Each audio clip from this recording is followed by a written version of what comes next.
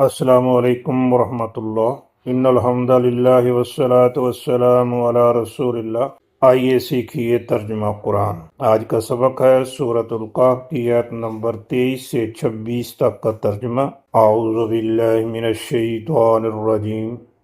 بسم اللہ الرحمن الرحیم۔ ولا تقولن لشیء انی فاعل ذلک غدا ولا تقولن، ولا اور نہ، تقولو تو کہتا ہے، تقولن نون تاکید کے لیے ہے، ولا تقولن اور آپ ہرگز نہ کہیں،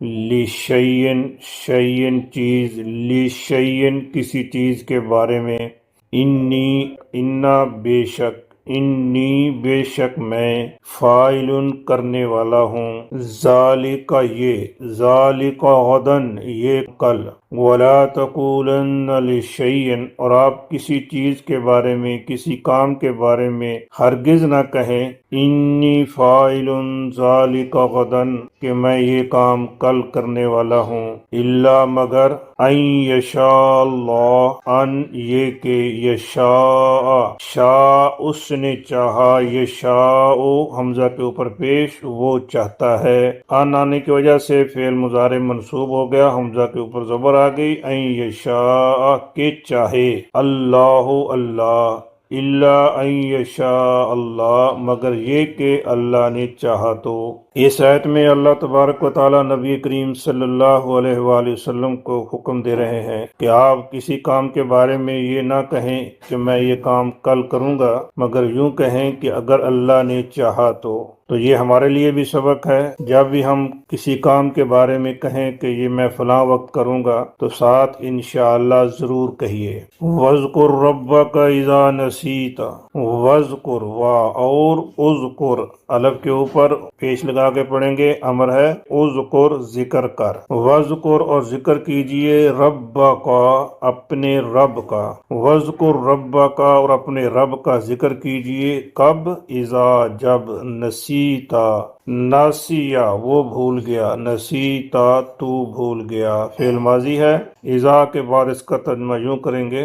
اذا نسیتا جب آپ بھول جائیں، وَاذْكُرْ رَبَّكَ اذا نسیتا جب آپ بھول جائیں تو اپنے رب کا ذکر کریں۔ اللہ رب العزت نبی کریم صلی اللہ علیہ وآلہ وسلم سے فرماتے ہیں کہ جب آپ کوئی چیز بھول جائیں تو پھر اپنے رب کا ذکر کیا کریں۔ یہ ہمارے لیے بھی سبق ہے کہ جب ہم کوئی چیز بھول جائیں تو پھر اپنے رب کا ذکر کریں، سبحان اللہ، الحمدللہ، لا الہ الا اللہ۔ وَقُلْ عَسَىٰ أَن يَهْدِيَنِي رَبِّي لِأَقْرَبَ مِنْ هَٰذَا رَشَدًا، وَقُلْ اور کہیے، عَسَىٰ ممکن ہے، عَسَىٰ امید ہے، عَسَىٰ ان قریب، ان یہدینی ہدا اس نے رہنمائی کی، یہدی وہ رہنمائی کرتا ہے، ان کی وجہ سے فعل مضارع منصوب ہو گیا، یا کے اوپر زبر آ گئی، ان یہدیا کہ رہنمائی کرے، نی میری، ربی میرا رب، عسیٰ ان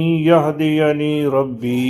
امید ہے کہ رہنمائی کرے گا میرا رب، لِأَقْرَبَ اقرب زیادہ قریب، لِأَقْرَبَ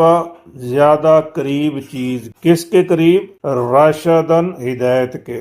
من ہاذا من سے، ہاذا اس، من ہاذا اس سے، یعنی جو چیز میں بھول گیا ہوں اس سے زیادہ جو اچھی چیز ہے ہدایت والی، اللہ تبارک و تعالیٰ وہ مجھے دکھا دے گا، اس کی طرف رہنمائی کرے گا۔ عَسَىٰ أَن يَهْدِيَنِي رَبِّي امید ہے کہ میرا رب میری رہنمائی کرے گا، لِأَقْرَبَ مِنْ هَٰذَا رَشَدًا اس چیز کی طرف جو ہدایت میں اس سے بھی زیادہ اچھی ہے۔ وَلَبِثُوا فِي كَهْفِهِمْ 300 سنین، وَلَبِثُوا لَبِثَ وہ رہا، وَلَبِثُوا اور وہ رہے، فی کہفہم اپنی غار میں، 300 سنین سال، 300 سنین 300 سال تک، وَازْدَادُوا اور ازدادا اس نے بڑھایا، اس نے زیادہ کیا،